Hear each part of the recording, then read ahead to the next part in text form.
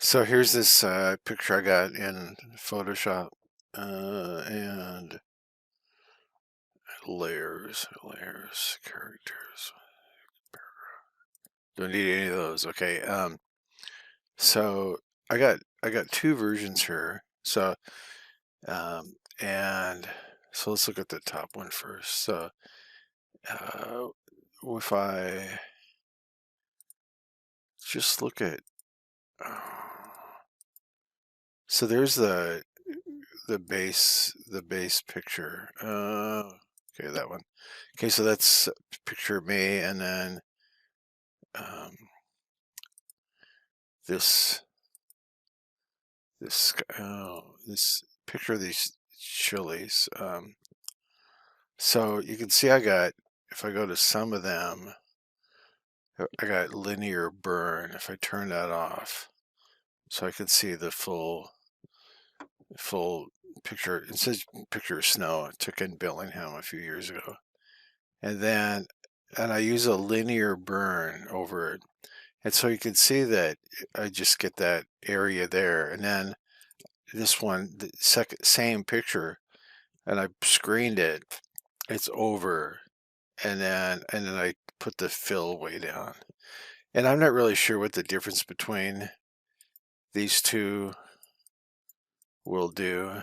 Um, but I know they do something pretty similar, but how it blends, and I've never used any of those, so move things around in there. But anyway, so I get the black and white picture adding the highlights onto the snow picture. That's one way of overlapping something. And with all of these, you click over here, and if you just do slide down, you'll see all those options, and then some of them look kind of similar.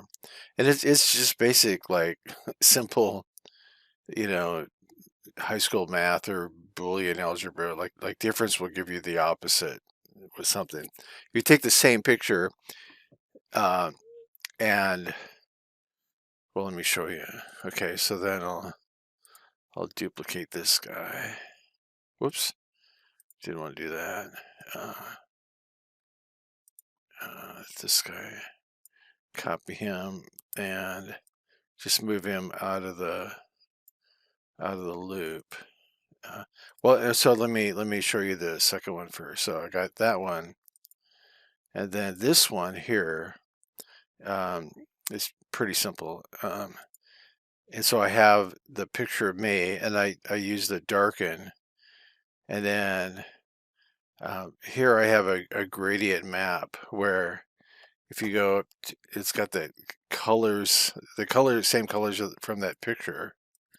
So if you go up to image, adjust, gradient map, and then it'll pull up uh, a link, and then I don't know if I didn't save mine. So, but it basically takes the luminance of the picture, the black and the white, and then remaps the color on it. And I'm kind of a hack at it, but there's a way to save your gradient map and reuse it again. They have a whole bunch of presets for it. But anyway, I got the pictures that are from kind of light to dark. I got like a dark green, a dark red, a medium green, and a lighter medium red, and then a very, very light green. So the darkest color is a dark green, the lightest color is a very light green, and then I alternated between the reds as I go up the luminance scale, and put that over, and then so that kind of fades in, and then I added this one in here, which was a darken to kind of add a little bit more definition back in, and that darken probably could be tweaked a little bit. And then the picture, of me is pretty literal in there, and so it's a little bit hard to. It doesn't look so obscure, but um, if you wanted obscurity, okay, so that's that, and then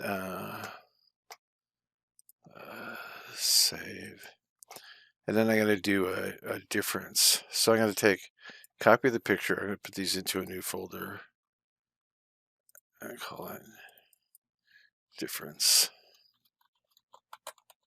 And so turn both of these guys back on. So they're both the same. And I want to make sure there's no effect going on. Normal. Screen. Normal. They're both at 100. So then the top one, I'm going to take this and I'm going to tell this one to be difference. And then exactly what it does is that it exactly cancels out the other one. So then I go up here to this guy, and then with my mouse or my arrow keys on my keyboard, I can just arrow over one. And if you've ever played with a convolve filter, that's kind of what a convolve filter does. And so then if I take this guy and then bring down the amount, I get more of that edgy outline on it. And I actually use this kind of difference a lot when I do some of my effects work. And I'm trying to think of an example of when I use it all the time. I can't think of an example when I use it, but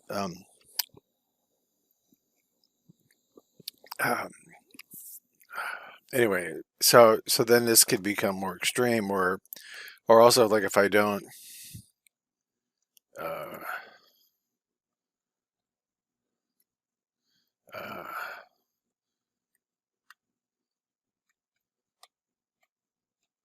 oh, if I don't do anything to it at all, so they're exactly canceling each other out. Well, let me save that. Okay, and then so then if I were to go up to this one, the plugins, and like use any one of the filters, let me pick no, filter gallery. So both the pictures are the same, and then I just have the difference on it. And if I try the filter gallery, let's see, it's coming up.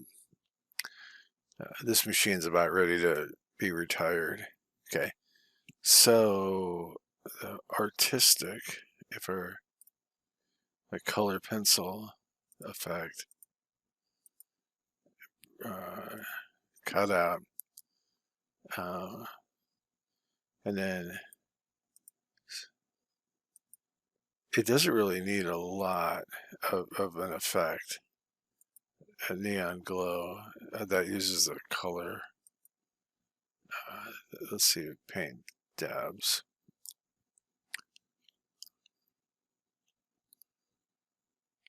I use this one a lot. Brush size. So then sharpness, brush size.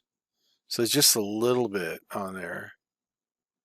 So then, because the one layer has that effect on it,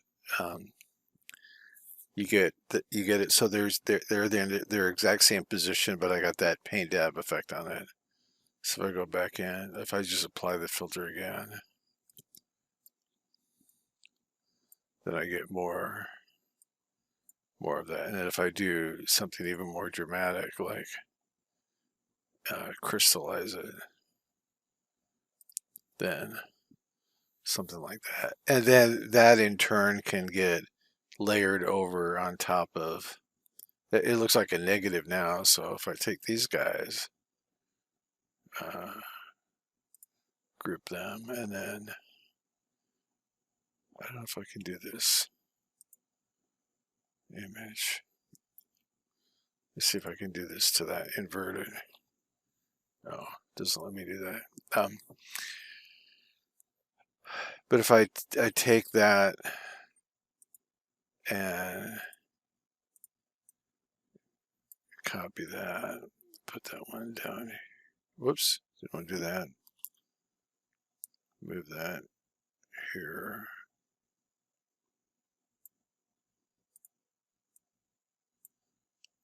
And then I can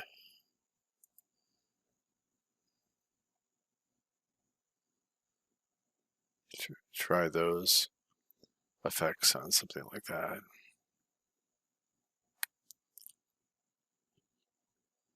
So you get, it's kind of like um, a guessing game. Well, that's actually pretty cool right there.